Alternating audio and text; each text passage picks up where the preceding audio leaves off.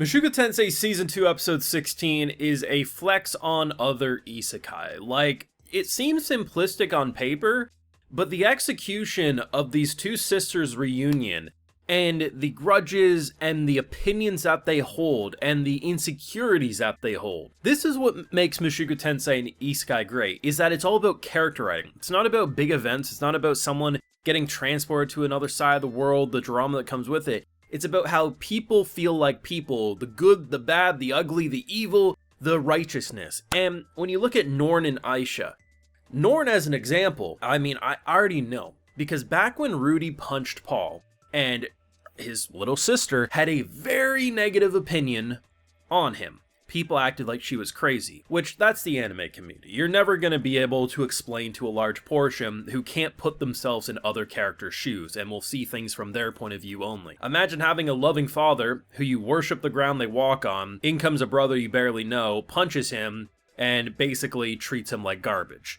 Any person, any kid would feel like they're a scumbag. Transport them years later, and now that person's with a different woman, and just like it feels like he doesn't have a moral compass. That is completely believable, and anyone who says otherwise is a liar. There's no seeing it from another side. It's imagine being a kid and seeing your knight in shining armor, the person who's kept you safe, shown you nothing but love and kindness because he was a great father to her, even if he wasn't a great father to Rudy per se. And then you add in Aisha's stuff, and her stuff is very interesting because I also know there's going to be some criticism on her, because I know how this community is. And that is, she acts a little like a spoiled brat when it looks like her sister's getting something that she wants. And she's like, you're playing favorites, this, that, and the third. And initially I was like, what is this brat saying? We literally first said she could be a maid and not go to school. But then she brings up the concubine thing, and it makes total sense. She's only Rudy's half-sister. And even though she has a much more healthy relationship with Rudy, in this world, not being the actual wife, you're essentially a mistress. You are born from a mistress of your father. You, in most circumstances, would be treated like the maid and the servant and this and that. So it actually does make sense. And the fact that Rudy can be so mature and talk to both of them and see them as people and understand that just because we're family doesn't mean we're going to get along. I have to respect the fact that she built up the courage to ask to live in the dorms. It's just very nice to not only flex what the sister story offers, but also to see it's not just about Rudy making better moral decisions, it's also about how his maturity and how his head on his shoulders actually does feel a lot more adult-oriented these days when you compare even the first core of Season 2. This was freaking fantastic. Of course, I have full live reactions over on my Patreon. If you want to see my full and good thoughts to this or any of these wonderful Mushoku Tensei episodes, it's over there if you're interested. So, where do we begin? I mean, both Norn and Aisha I was really excited for. The thing I was most excited for was my boy Ruijerd, and unfortunately, he didn't stick around too long, but he made an impact, damn it. He made a good impact. Like, it makes total sense, and as he brings up, when Roxy first realized about his third eye, she was pretty much on guard, and makes sense, as Rudy says, as she was the one who taught him to maybe not trust his race, but it's nice the fact that he made it. He made sure that he delivered the sisters just fine, and it's very sad because for someone like Norn, it's like, hey, I want to be with him, I want to be with my dad, like, these are the people that she trusts. And he's saying, listen, this is now who you have to trust. And she's saying, like, he doesn't even have the same woman anymore. Like, from her point of view, she knows very little. And what she does know about Rudy is that he bounces around women and he punches the man that she worships the ground he walks on. Like, it makes total sense. And I like that Rudy isn't just, like, throwing temper tantrums. He's actually being careful. He's trying to figure out what to do with her because, obviously, the dad said, hey, put them both in school. One saying, I don't want to go to school, I'm smarter than school, and damn it, she took that test and she aced it with flying colors. School apparently doesn't have anything to teach her. Initially, I was a little hesitant on Sylphie's opinion that we should, say maybe she can be a maid and this and that. I was like, well, I mean, the dad wanted her to go to school, but then when she passes, and she probably can't learn anything there anyway. And if she really does want to be a maid like her mom, I mean, more power to her at this point. Though, Norn's the interesting one. Aisha she does what you kind of expect. Norn's, it's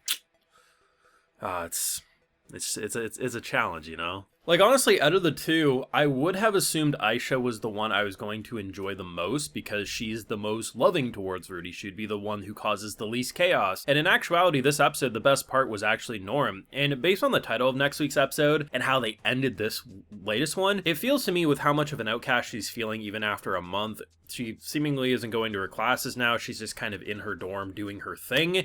And that thing is basically, well, rotting in bed depressed. And unlike our own world, when we can endlessly scroll social media, rotting in bed is doing jack shit. So she's not really doing that well, seemingly. The title of next week's episode makes it feel like she's going to start understanding her brother's feelings more. If that is who the title's based around, which would make sense to me, but time will tell. Either way, I like what Mushoku Tensei is capable of because there's obviously always going to be fans whether you're watching a Tsukimichi, that time I got reincarnated as a slime, a Mushoku Tensei. There's a large portion who will call anything without big action moments boring, and anything that is slower in pace or is more dialogue oriented is considered this or that. You can't please those fans. All you can really do is look at what the author's attempting to do. Is the author trying to actually pander to a fan base like that, or is the author trying to build something that's actually well written? And this is an author trying to build something that's well written with living and breathing characters, flawed characters. There's no character in this show's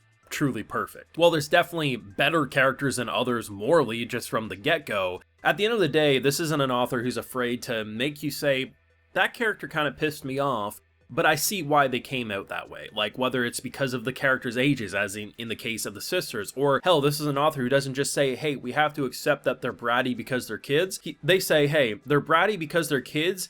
Insert the shit that happened with Paul. Insert the shit that makes you insecure because you're not a real sibling to Rudy. Like, the emotions and how these characters express them is so good. You add in the simple stuff with Ruijerd, like this really shows just how much respect I think Ruijerd has for Rudy. He has like such a grudge with this boy, and you know, I thought we were gonna come out to hands being swung. Even though they have beef in the past, nothing happened. And I think it's mainly due to because both of them like Rudy and didn't want to make a scene even if they hold grudges from the past. Stuff like that goes a long way to really flex what this world's capable of. And initially when Rudy was kind of situated at school, like when he first got to the school in season 2, I thought to myself, okay, getting him over the hump that was his limp dick syndrome, I was like, okay, after he does that, do we need to stick to school? And surprisingly, they've managed to make the school stuff remain interesting for me, because rather than it just being Rudy go to class, it's Rudy growing and bonding with people as he grows up. And honestly, it's kind of funny, but, you know, it makes total sense. I mean, I completely understand why Rudy suffered the Eris syndrome the way he did. The unfortunate thing is, if only someone like Ruijerd was around from the beginning, he never would have experienced it. He pretty much right away said, maybe you misunderstood. She's not really great with words. Maybe you misunderstood her. Either way, she doesn't hate you, and Rudy's like, shit, boss, you might be right. But I went through hell for 3 years. It's like, you did. God damn it, Ruijerd, where were you?